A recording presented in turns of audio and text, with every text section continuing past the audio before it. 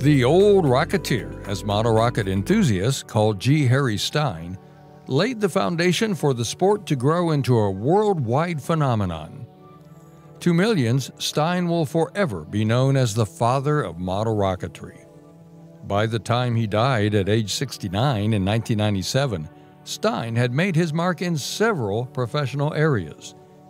After earning a physics degree, he worked as an engineer at White Sands Missile Range on the Viking rocket. New Mexico, where we meet the U.S. Navy's giant Viking rocket, all set to make a trip to the stratosphere to record scientific data and take pictures of the Earth's surface. Final preparations are made before the 5-ton missile is ready for an 1,800-mile-an-hour journey straight up, the forerunner perhaps of the first rocket to the moon.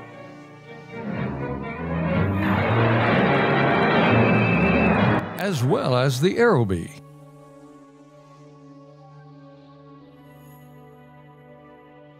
And subsequently, Stine worked on the Titan rocket at aircraft and aerospace manufacturer Martin Company.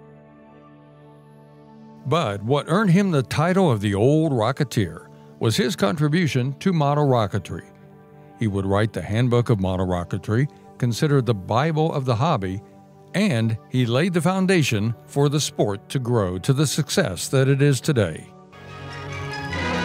At Camp A.P. Hill, Virginia, the Army plays host to some guest rocket experts, amateurs, teenagers all. More than 100 high school boys showed up on the firing range with rockets designed and built by themselves.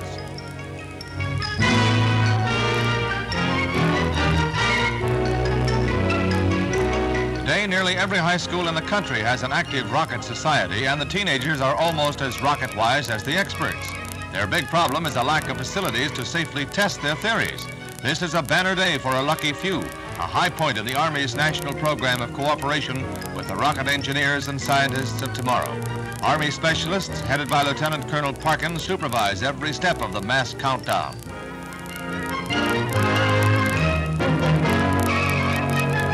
For these lads, it's as tense a moment as any at Cape Canaveral.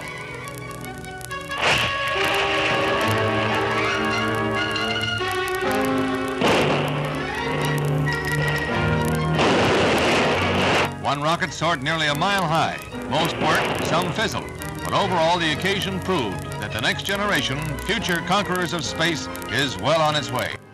Stine, born in 1928, was already a popular and prolific writer when in 1957 he founded the National Association of Rocketry. Along with that, he created the NAR Safety Code. 3 years later, Stine wrote in the April 1960 astounding science fiction magazine, "The reason why you haven't seen Lee Corey in the magazine is because I have been busy taming the fire demons." Newspapers had been reporting on mishaps when hobbyists built their own propellants because there were no standard engines in that era. A 14-year-old Florida boy was killed when chemicals exploded, as was a Texas chemistry teacher. A rocket that exploded at launch broke the leg of a 14-year-old Michigan youth. Stine sought to make the hobby a safe one. Model rockets are no more dangerous than model airplanes, and years of experience have proven this. There are three things about model rockets that contribute to the safety and enjoyment of this hobby. First of all, model rocketeers don't make their own rocket engines.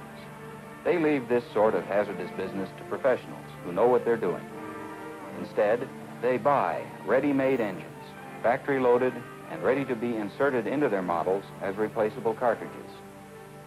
These commercial model rocket engines are the world's most reliable rocket engines. Stine said, "I don't know how many kids still have their eyes and hands who wouldn't have had them if we hadn't gotten in there and pitched, giving them the word on what to do and what not to do and why." One of his articles even included a sidebar titled, "How to Commit Suicide with a Rocket." About that same time, a shoe salesman from Norfolk, Nebraska, Orville Carlisle, sent Stine a model rocket he created, the Carlisle Mark II rocket chute. That model set the basic design for years to come. In 1957 as well, Stine published Earth's Satellites and the Race for Space Superiority. In it, Stine correctly predicted the size and weight of Sputnik 1. He also identified an intercontinental ballistic missile as the launch vehicle. Stine is considered one of the first to point out how beneficial space would become one day. In October 1973, after NASA's Apollo moon landing program ended, Stine wrote the article A Program for Starflight for Analog magazine. First of all, he said, it would be quite illogical to simply build a starship, fill it with people, and send it off to Alpha Centauri. We didn't get to the moon in this manner. He then listed 8 points for his vision, which he called Project Starflight. Number 1 was species survival.